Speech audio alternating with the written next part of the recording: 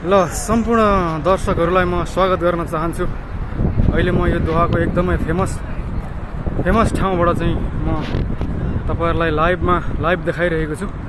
यो एकदमै Asian town, एकदमै दोहाको चर्चित ठाउँ हो। यो चाहिँ विश्वका मान्छेहरू चाहिँ यहाँ चाहिँ आएर यसो भेटघाट गर्ने अनि साथीभाइहरूसँग भेट हुने, भलाकुसारी गर्ने एकदमै यो सेन्टर ठाउँ हो।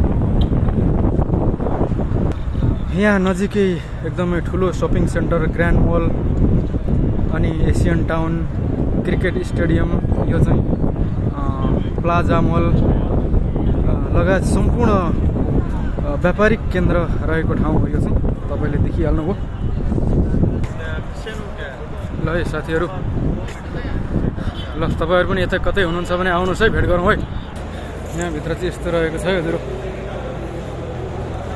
यो चाहिँ एसियन मल है हजुर। ल अहिले चाहिँ म ग्रान्ड मलको पछाडिपट्टि आइपुगेको अवस्था छ।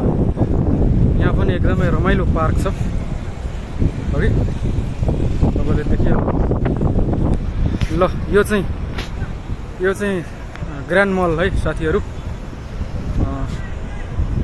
तपाईँ देख्नुहुन्छ यहाँ चाहिँ एकदमै पार्किङको व्यवस्था पनि एकदमै ठुलो फराकिलो तपाईँ देख्न सक्नुहुन्छ। यसरी सहरीकरणलाई यसरी व्यवस्थापन मिलाइएको हुन्छ विदेशका ठाउँहरूमा। हाम्रो देशमा चाहिँ सरकारी जग्गाहरू हाम्रा नेताहरूलाई देख्नै हुँदैन, आफ्नो नाममा चाहिँ कुम्लाइहाल्छन्। तपाईले भिडियोमा देखिहाल्नुभयो, यी पार्किङको कुनै कमी छैन, खुला जग्गा छ, गार्डन छ, एकदमै पार्कहरू व्यवस्थित गरिएको छ।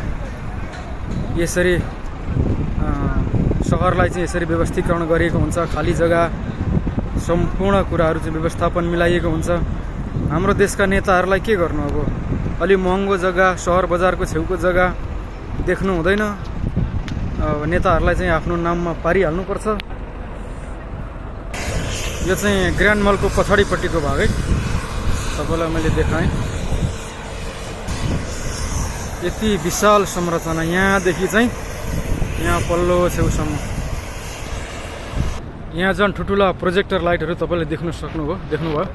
यो चाहिँ क्रिकेट रङ्गशाला है, एसियन टाउनमा रहेको क्रिकेट रङ्गशाला यहाँ नजिकै रहेको अवस्था छ।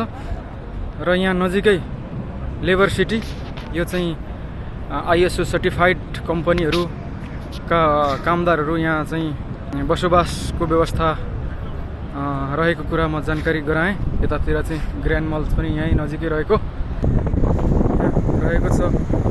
ग्रान्ड मल इन्टरनेसनल सपिङ मल, यहाँ नजिकै लेबर सिटी रहेको छ। यहाँ चाहिँ लेबर सिटी तपाईले देखिहाल्नुभयो। यहाँभित्र चाहिँ ठुल्ठुला इन्टरनेसनल कम्पनीहरू मात्रै रहेको म तपाईँलाई जानकारी गराउँदछु। यसरी विदेशका ठाउँहरूमा यसरी पार्किङको व्यवस्था गरिएको हुन्छ, खाली ठाउँहरू होइन। हाम्रो नेपालमा चाहिँ अब नेताहरूलाई चाहिँ राम्रो ठाउँ, सहर बजारको सरकारी जग्गा देख्नै हुँदैन। ललिता निवास काण्ड तपाईँलाई थाहा भएकै कुरा हो होइन।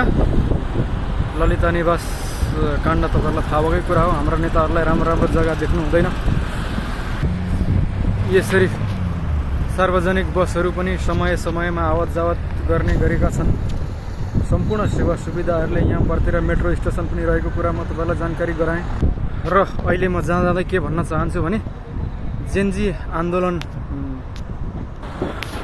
आन्दोलनको तर्फबाट पुरानो सरकार ढलेर चाहिँ अन्तरिम सरकार गठन हुँदै गरेको अवस्था छ र मन्त्रीमण्डल सुरु भइरहेको अवस्था छ। र म के पनि भन्न चाहन्छु भने जेनजीहरूकै चाहिँ उपस्थिति रहनुपर्छ भन्न चाहन्छु।